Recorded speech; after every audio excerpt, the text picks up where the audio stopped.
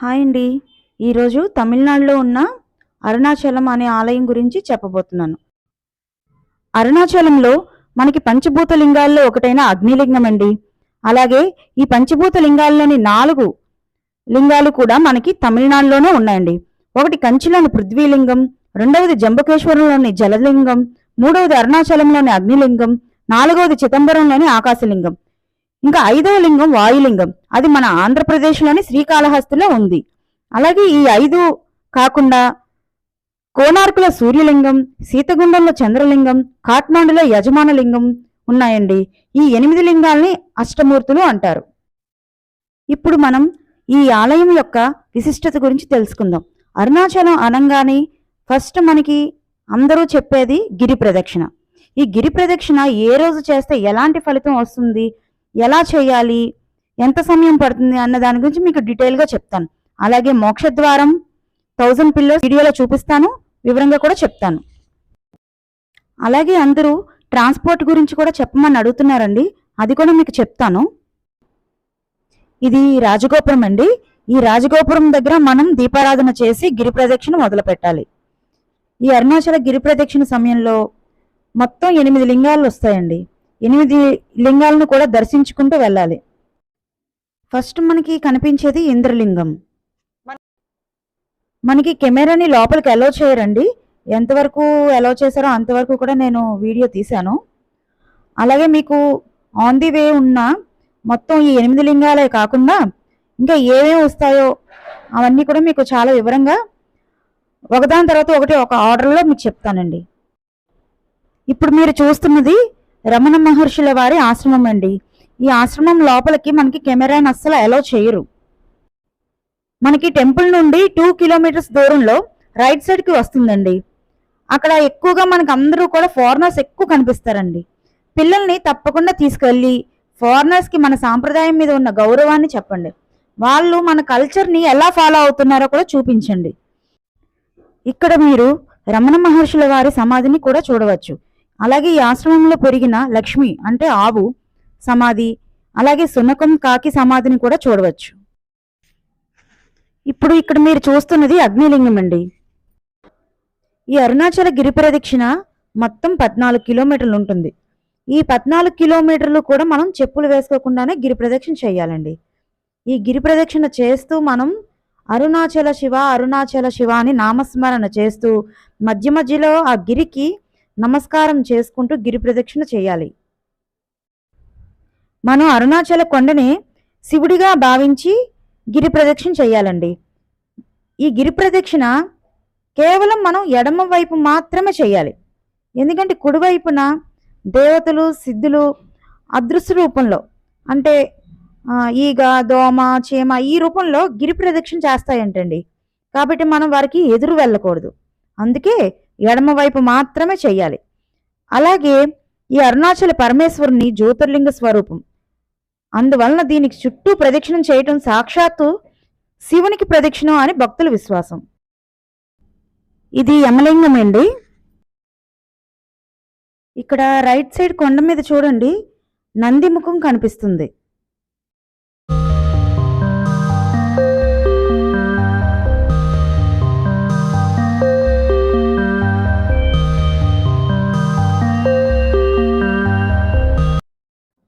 సంతానం కోసం అలాగే వివాహం కాని వారు దూర్వాస మహర్షి దేవాలయం పక్కన ఒక చెట్టుకి తాడు కడతారు. అలా కడితే మంచి ఫలితం వస్తుందంటండి. అది అక్కడ బయట అమ్ముతారు. వీడియోని లాస్ట్ వరకు చూడండి. ఎవరైనా సబ్స్క్రైబ్ చేసుకోకపోతే సబ్స్క్రైబ్ చేయండి, లైక్ చేయండి, షేర్ చేయండి. ఇది గిరి ప్రదక్షిణ మ్యాప్ అండి. మనకి 14 కిలోమీటర్లలో కూడా ఫస్ట్ ఏ లింగం స్టార్ట్ అవుతుంది, ఎండింగ్ ఏ లింగంతో అవుతుంది, ఎన్ని కిలోమీటర్స్కి ఏ లింగం వస్తుంది అన్నది మనకి డీటెయిల్గా ఉంటుందండి. ఆన్ ది వే ఇలాగ చాలా టెంపుల్స్ ఉంటాయండి. లెఫ్ట్ సైడ్ రైట్ సైడ్ కూడా ఉంటాయి. మొత్తం అన్నీ కూడా లెఫ్ట్ ఉన్న టెంపుల్స్ రైట్ సైడ్ ఉన్న టెంపుల్స్ కూడా మీరు దర్శనం చేసుకొని వెళ్ళాలంటే మార్నింగ్కి స్టార్ట్ చేస్తే ఈవినింగ్ వరకు టైం పడుతుంది. అంటే 7 to 8 అవర్స్ పడుతుంది. లేదు ఓన్లీ గిరి ప్రదక్షిణ ఒకటే చేయాలి అనుకుంటే 4 అవర్స్లో చేసుకోవచ్చండి. మేమైతే ఓన్లీ లెఫ్ట్ సైడ్ టెంపుల్స్ అన్ని దర్శనం చేసుకుంటూ వెళ్ళాము. మాకైతే 6 అవర్స్ టైం పట్టిందండి. మనకి 8 లింగాలు కనిపిస్తాయని చెప్పాను కదండి, ఇది నైరుతి లింగం.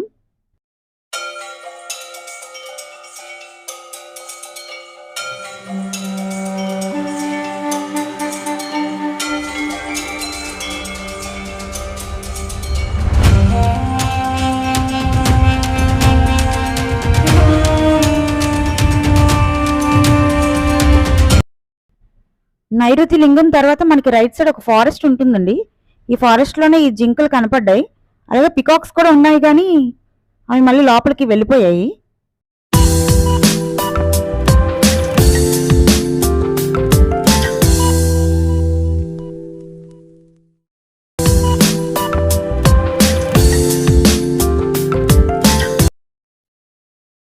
చాలా మంది ట్రాన్స్పోర్టేషన్ గురించి అడుగుతున్నారని చెప్పాను కదండి.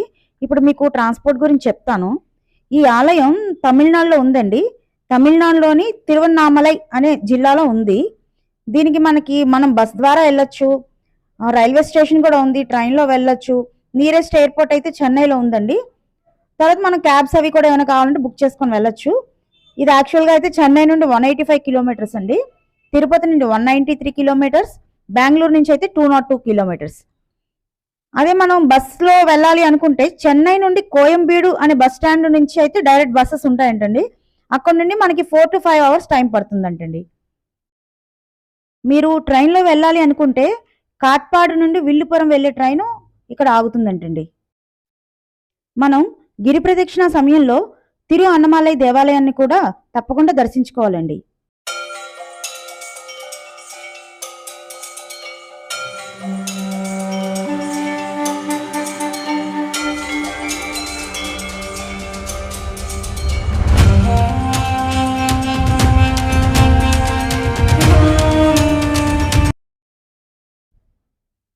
ఇది అమ్మవారి టెంపుల్ అండి.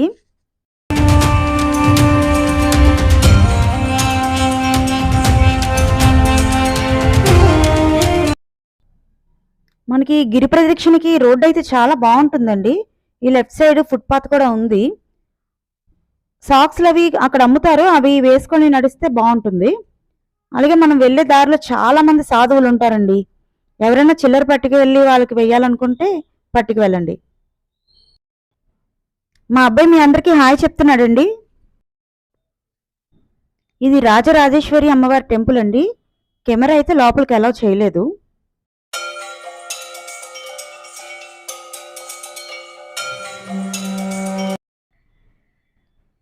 ఇక్కడ జరగవలసిన పూజా విధానం అంతా కూడా గౌతమ మహర్షి శివాజ్ఞ చేత ఏర్పాటు చేశారని స్కంద పురాణంలో అరుణాచల మహత్యంలో తెలియజేస్తుంది.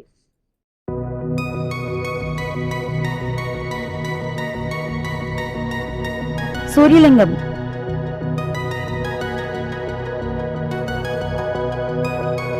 వరుణలింగం,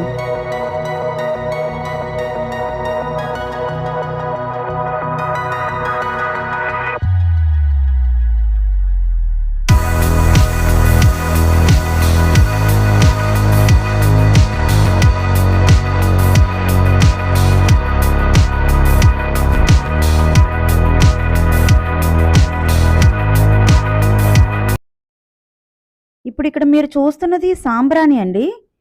ఇక్కడ డిఫరెంట్ కలర్స్లో ఉన్నాయి. ఎప్పుడు ఇలా డిఫరెంట్ కలర్స్లో నేనైతే చూడలేదు, అందుకని వీడియో షూట్ చేసి పెట్టాను. మీరు ఎవరైనా ఎక్కడైనా ఇలాంటిది చూసుంటే కామెంట్లో పెట్టండి. ఇక్కడ పైన ప్యాకెట్స్ చూస్తున్నారు కదండి, ఆ ప్యాకెట్స్లో అయితే మనకి ఈ కలర్స్ అన్నీ కూడా కలిపి అమ్ముతారండి.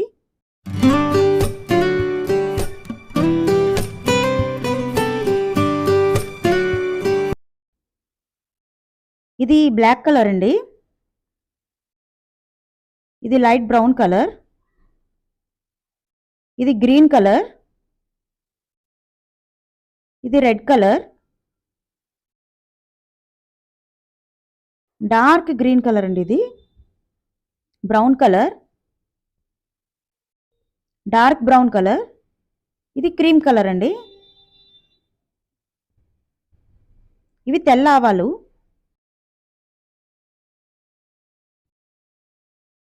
మనకి దారిలో ఫుట్ మసాజ్ సెంటర్లు కూడా చాలా ఉన్నాయండి.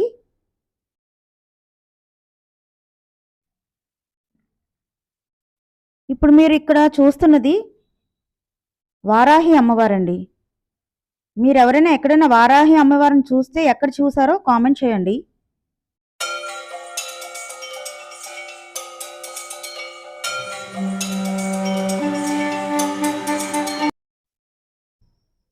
అరుణాచల గిరి ప్రదక్షిణ ఏ రోజు చెయ్యాలి, ఏ రోజు చేస్తే ఎలాంటి ఫలితం వస్తుందనేది మీకు వివరంగా చెప్తానండి. అంటే అందరూ కూడా పౌర్ణమి తిథి రోజు మాత్రమే చేయాలని అనుకుంటున్నారు. అలా కాదండి, రోజు చెయ్యొచ్చండి. అరుణాచల గిరి ప్రదక్షిణ అనేది రోజు చెయ్యొచ్చంట. అలాగే మంగళవారం నాడు చేస్తే ఇంకా చాలా మంచిదంటండి. మంగళవారం నాడు ఎందుకు అని చెప్పారంటే అక్కడ సుబ్రహ్మణ్య స్వామి ఉంటారంట.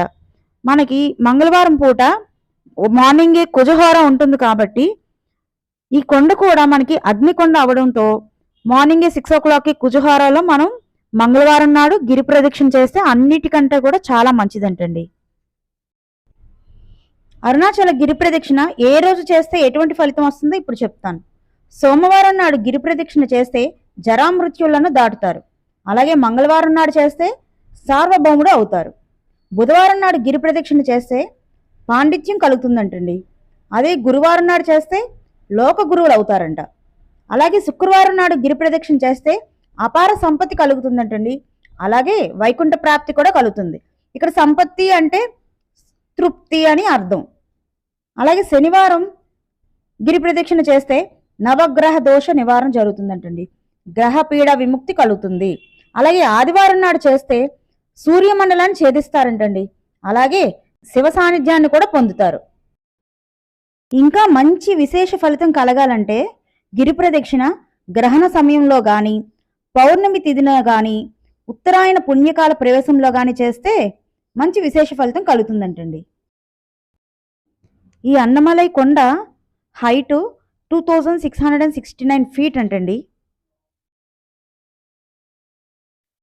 అరుణాచలంలో అరుణ అంటే ఎర్రని, అచలం అంటే కొండ అని అర్థం అంటండి. ఎర్రని కొండ. అది తమిళంలో అయితే తిరువన్నామలై అంటారు.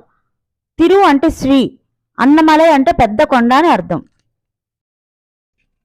అరుణాచల ప్రవేశం అంత తేలికైనది కాదంటండి.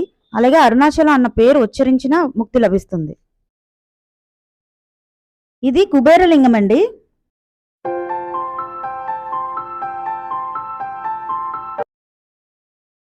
ఇప్పుడు ఇక్కడ మీరు చూస్తున్నది ఈశాన్యలింగం. ఇది మోక్షద్వారం. 7వ లింగం కుబేరలింగం తర్వాత 1 కిలోమీటర్ దాటిన తర్వాత రైట్ సైడ్కి వస్తుందండి. ఈ మోక్షద్వారం చాలా ఇరుకుగా చిన్నగా ఉంటుందండి. ఎంత లావుగా ఉన్న వాళ్ళైనా కూడా దీంట్లో నుంచి బయటికి వస్తారంటారు. ఈ మోక్షద్వారం ద్వారా బయటికి రావడం వల్ల మన పాపాలన్నీ నశించిపోతాయి అన్నది ఇక్కడ నమ్మకం. ఇది నైట్ టైం షూట్ చేశానండి. ఇది డే టైం షూట్ చేసింది. చూడండి వాళ్ళు ఎలా వస్తున్నారో. తను మా ఆడపడుచు గారి అబ్బాయి. ఈ మోక్షద్వారం ద్వారా మనం ఇలా సైడ్కి తిరిగి రావాలండి. లెగ్స్ కూడా స్ట్రైట్గా పెట్టాలి, ఎక్కడ కూడా ఫోల్డ్ చేయకూడదు. సన్నంగా ఉన్న వాళ్ళైతే ఈజీగా వచ్చేస్తారు, కానీ ఎంత వెయిట్ ఉన్న పర్సన్స్ అయినా కూడా చాలా ఈజీగా వచ్చేస్తారండి. కానీ ఎక్కడ కూడా లెగ్స్ ఫోల్డ్ చేయకూడదండి, స్ట్రైట్గా పెట్టుకోవాలి లెగ్స్.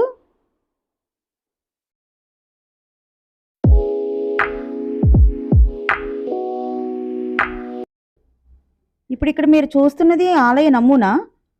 ఈ ఆలయం 25 ఎకరాల్లో విస్తరించి ఉందండి. ఇది భారతదేశంలోనే అతిపెద్ద దేవాలయాల్లో ఒకటి.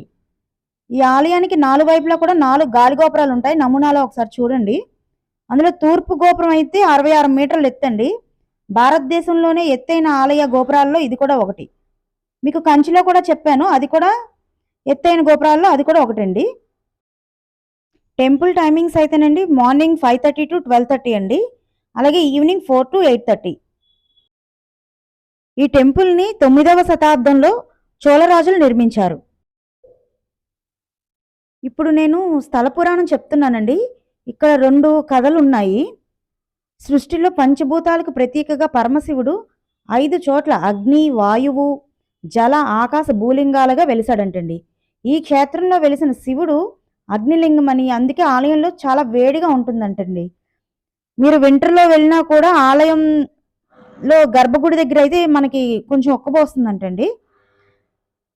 ఇప్పుడు కథలోకి వెళ్తే పార్వతీదేవి ఒకరోజు కైలాస పర్వతం మీద పూల తోటలో సరదాగా తన భర్త అయిన శివుని కళ్ళు మూసిందంటండి. దేవతలకి ఒక్క క్షణమే అయినప్పటికీ కూడా విశ్వం అంతా కాంతి క్షీణించి భూమి కొన్ని సంవత్సరాలు చీకటిమయమైంది. పార్వతీదేవి తన తప్పును తెలుసుకొని శివుని కోసం తపస్సు చేసింది. అప్పుడు పరమశివుడు అన్నమలై కొండ పైభాగంలో పెద్ద అగ్నిస్తంభంలా కనిపించి ప్రపంచానికి తిరిగి వెలుగునిచ్చాడు. అప్పుడు శివుడు పార్వతితో కలిసి అర్ధనాదీశ్వరుడిగా రూపం ఏర్పరిచాడు. మరొక పురాణ కథనం ప్రకారం ఒకసారి విష్ణువు బ్రహ్మ ఆధిపత్యం కోసం పోటీ పడుతుండగా శివుడు జ్వాలగా కనిపించాడు. తన మూలాన్ని కనుగొనమని వారికి సవాలు విసిరాడు. బ్రహ్మ హంస రూపాన్ని ధరించి జ్వాల పైభాగాన్ని చూడడానికి ఆకాశానికి వెళ్తాడు. విష్ణువు వరాహ అవతారము ఎత్తి పాతాళంలో జ్వాల దిగువ భాగాన్ని దాని స్థావరం కనుగొనడానికి వెళ్తాడు. బ్రహ్మ విష్ణువు ఇద్దరు శివుని మూలాన్ని కనుగొనలేదు. విష్ణువు తన ఓటమిని అంగీకరిస్తాడు. కానీ బ్రహ్మ శివుని శిఖరం కనుగొనినట్లుగా అబద్ధం చెప్తాడు. బ్రహ్మదేవుడు తాను అబద్ధం చెప్పడమే కాక ఆవుని అలాగే మొగలి పువ్వుని సాక్ష్యంగా తెచ్చుకుంటాడు. మొగలి పువ్వు అబద్ధం చెబుతుంది, ఆవు తలతో అబద్ధం తోకతో నిజం చెబుతుంది. అప్పుడు శివుడు కోపంతో బ్రహ్మను శపిస్తాడు. భూమిపై బ్రహ్మకు దేవాలయాలు ఉండకూడదని ఆదేశిస్తాడు. అలాగే మొగలి పువ్వుని శివుని పూజకి వాడరు. అందుకే ఆవుని ముఖభాగం కాకుండా వెనుక భాగమునకు పూజ చేస్తారు.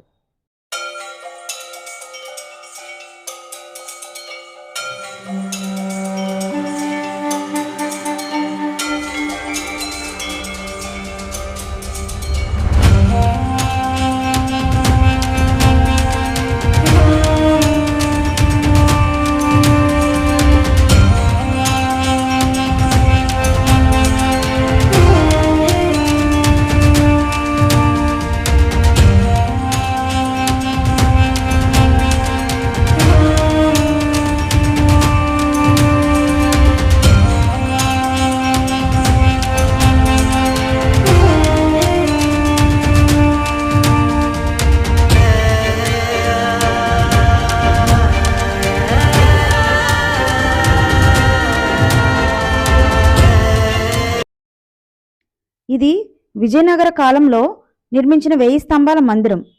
శిల్పకళ అయితే చాలా చాలా అద్భుతంగా ఉందండి. ప్రతి పిల్లర్ మీద కూడా శిల్పకళ చాలా బాగుంది.